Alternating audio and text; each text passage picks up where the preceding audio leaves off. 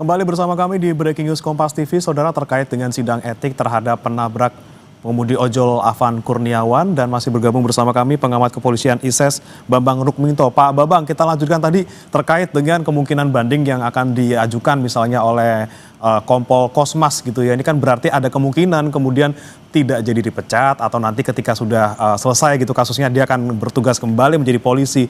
Atau ada juga kemungkinan tadi bisa saja dia mengundurkan diri, daripada dia tidak jadi polisi lagi dengan dipecat, lebih baik mengundurkan diri. Anda melihatnya seperti apa, Pak Bambang?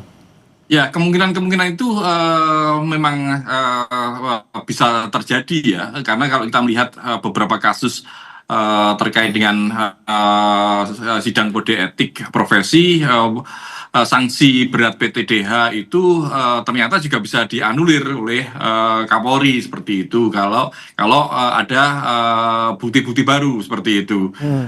Meskipun sidang banding pun itu juga ada upaya lagi peninjauan kembali. Jadi ada dua mekanisme terkait dengan putusan sidang kode etik. Artinya peluang itu masih sangat terbuka bagi personil yang melakukan pelanggaran untuk mengajukan banding atau mengajukan peninjauan kembali. Kalau kita melihat kasus 3 tahun yang lalu, mereka yang melakukan pelanggaran obstruction of justice di kasus Verdi Sambo misalnya, yang sudah dipidana juga kemudian PTDH-nya dianulir menjadi demosi sekian tahun seperti itu. Itu hal yang sering kali terjadi. Memang hal itu juga menunjukkan bahwa impunitas itu masih sangat kental di kepolisian gitu. Makanya memang harus dikawal terus oleh eksternal, jangan sampai keputusan-keputusan itu menyakiti hati masyarakat. Tapi kemungkinan untuk personil yang melakukan pelanggaran mengundurkan diri itu juga sangat terbuka bila personil tersebut sudah menjalani masa dinas lebih dari 20 tahun. Jadi sebelum inkrah personil tersebut mengundurkan diri dari kepolisian, itu sangat memungkinkan. Jadi masih berhenti dengan hormat seperti itu, sehingga mereka bisa menerima hak-haknya seperti itu. Oke, bagaimana kalau misalnya kita inginkan kasus ini untuk Kompol Kosmas gitu, mungkin harapan dari masyarakat adalah oke, dipecat gitu, tapi masih ada mekanisme yang memungkinkan dianulir seperti itu, Pak Bambang. Apa yang bisa dilakukan untuk tetap membuat status tersebut, PTDH tersebut tetap diberlakukan untuk Kosmas, untuk menjaga dalam tanda kutip kepercayaan publik? Ya, lagi-lagi ini kan kembali ke konsistensi dari Kapolri ya, ketika bagaimana melihat level kesalahan dari anggotanya gitu. Kapolri dalam konteks ini tentu juga akan memberikan proteksi pada bawahannya gitu, sehingga tentu ada pertimbangan-pertimbangan lain untuk meringankan sanksi seperti itu. Memang hal ini tentu akan mengecewakan masyarakat, tapi lagi-lagi bahwa sanksi etik maupun dan disiplin Polri ini kaitannya adalah peraturan di internal kepolisian. Sangat berbeda sekali dengan proses pidana yang sudah ada di ranah pengadilan umum seperti itu. Yang menjadi masalah juga seringkali tidak konsisten.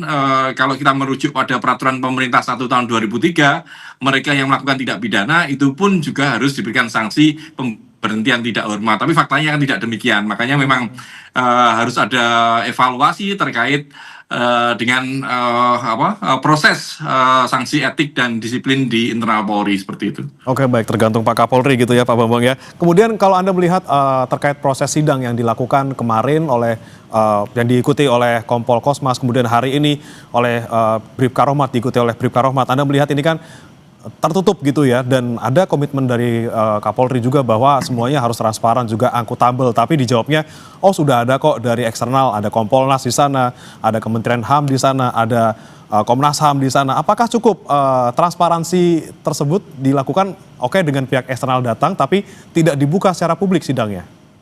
Ya, bagi masyarakat tentu ini sedikit mengecewakan ya, karena transparansi yang dianggap oleh masyarakat tentu adalah terbuka semuanya. Tapi lagi-lagi kepolisian tentu memiliki pertimbangan-pertimbangan karena ini adalah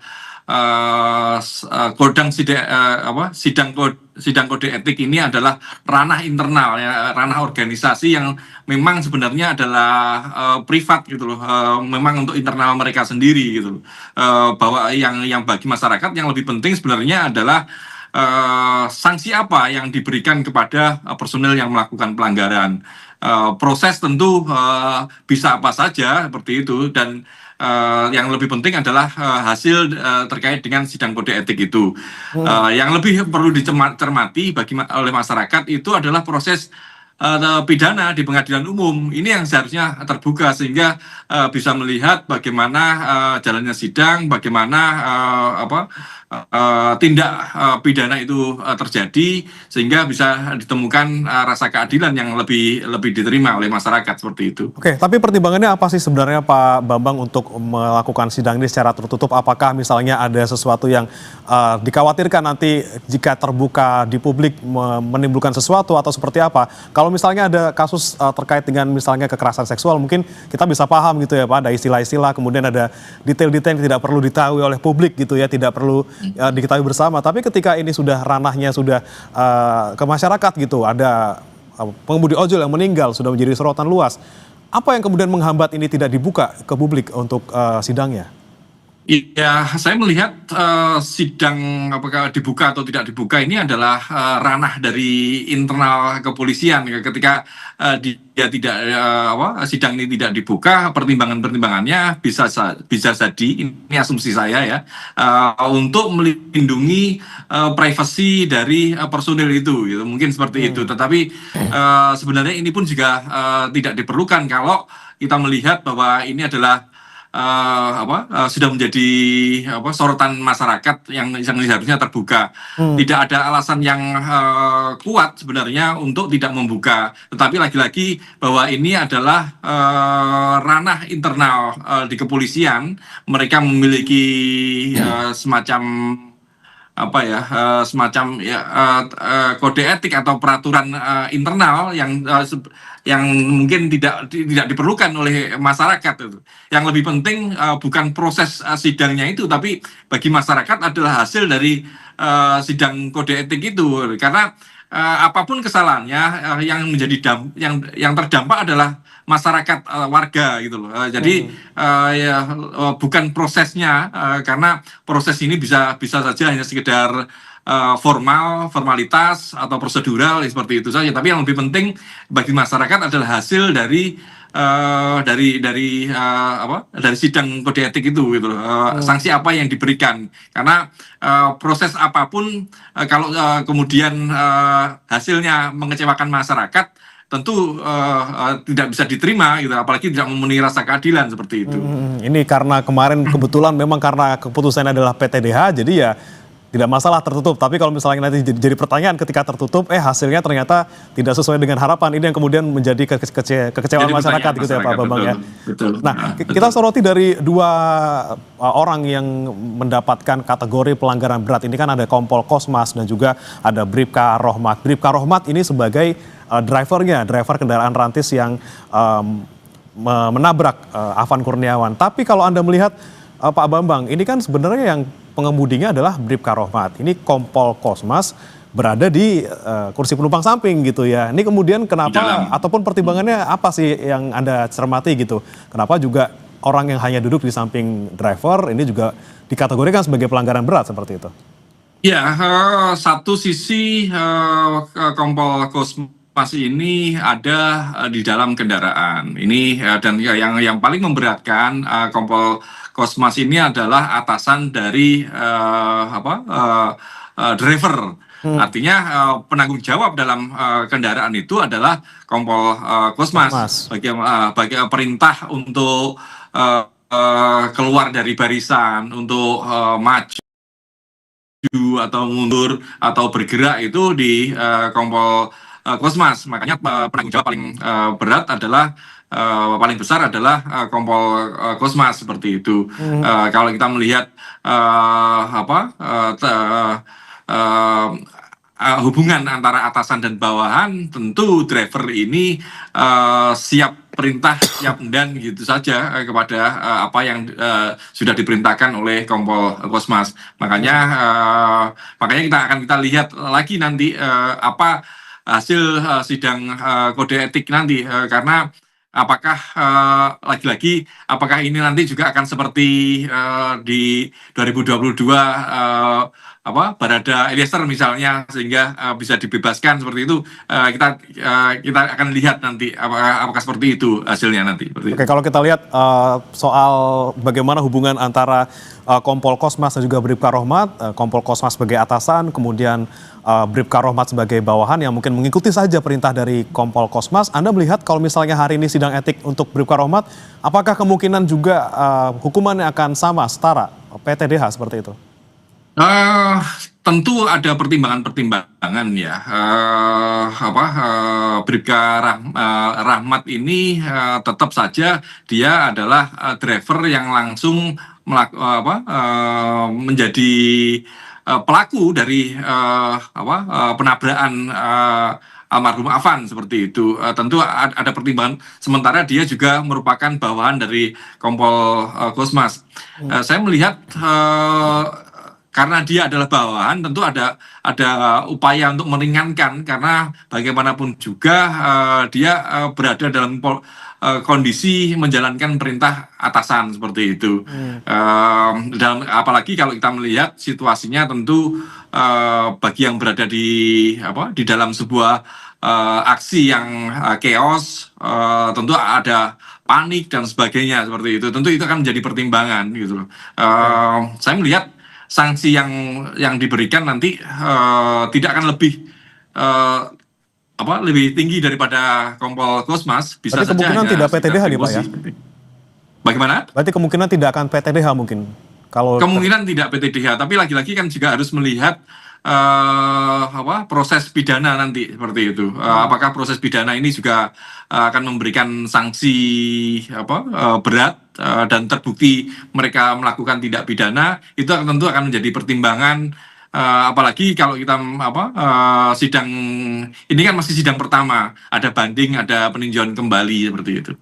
Oke, baik. Berarti ini saling mempengaruhi ya Pak, antara proses pidana dan juga proses etik. Kalau misalnya di pidana ternyata terbukti berat, nanti juga bisa mempengaruhi apa yang kemudian di sidang etik seperti itu.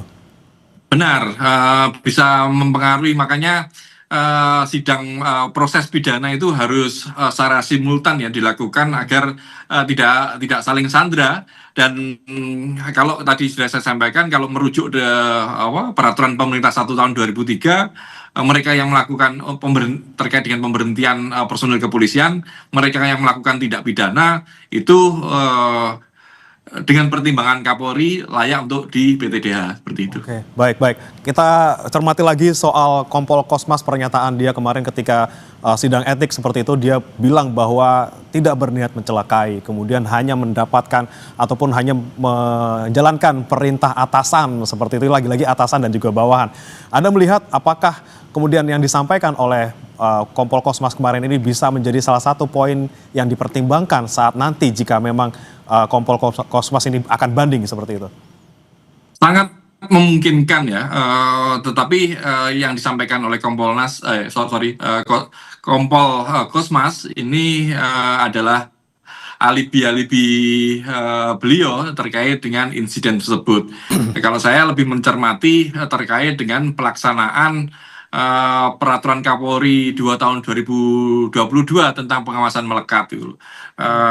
Dalam sebuah insiden-insiden seperti ini seringkali yang diberikan sanksi itu adalah mereka yang ada di lapangan. Padahal kalau kita melihat peraturan Kapolri tentang pengawasan melekat, ini atasan 2 tingkat ke atas, pimpinan 2 tingkat ke atas itu juga wajib untuk diperiksa, wajib diberikan sanksi. Jadi personil yang ada di lapangan ini tidak merasa dikorbankan oleh atasannya, karena dalam sebuah dalam sebuah operasi pengamanan aksi unjuk rasa ini level Kompol Kosmas ini masih di level menengah, masih ada atasan-atasan yang lebih lanjut. Makanya perlu juga dilihat bagaimana rencana pengamanan dalam aksi unjuk rasa itu, dan tentu Kompol Kosmas bukan jadi penanggung jawab utama dalam sebuah operasi pengamanan aksi unjuk rasa seperti itu. Berarti kedepannya diharapkan juga akan ada proses pemeriksaan terhadap atasan dari Kompol Kosmas, dan mungkin sekiranya bagaimana nanti proses kedepannya, dalam artian apakah juga sanksi ataupun yang ditimpakan kepada atasan Kompol Kosmas ini juga lebih berat daripada yang diterima oleh Kompol Kosmas? Ya, kalau merujuk dan konsisten terkait pelaksanaan peraturan Kapolri tentang pengawasan melekat, atasannya juga harus diperiksa. Pemeriksaannya bisa dalam sidang kode etik juga. Tentu sanksi yang akan diberikan kepada mereka berbeda dengan pelaku utama dalam insiden tersebut gitu. Tetapi setidak-tidaknya dengan pelaksanaan peraturan tersebut, semua pihak harus bertanggung jawab dan semua pihak juga harus lebih care ya kepada anggotanya, sehingga tidak keluar dari SOP yang sudah ditentukan seperti itu.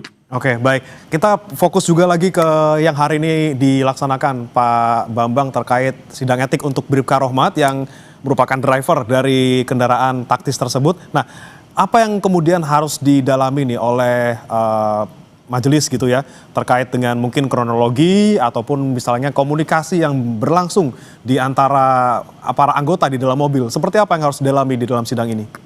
Ya, hubungan atasan bawahan dalam hierarki pasukan, terutama di satuan Brimob, itu memang sangat kental gitu. Makanya apakah perintah itu terjadi ataukah insiden itu muncul karena kepanikan, semuanya harus didalami ya, karena ini yang akan menjadi faktor yang meringankan maupun yang memberatkan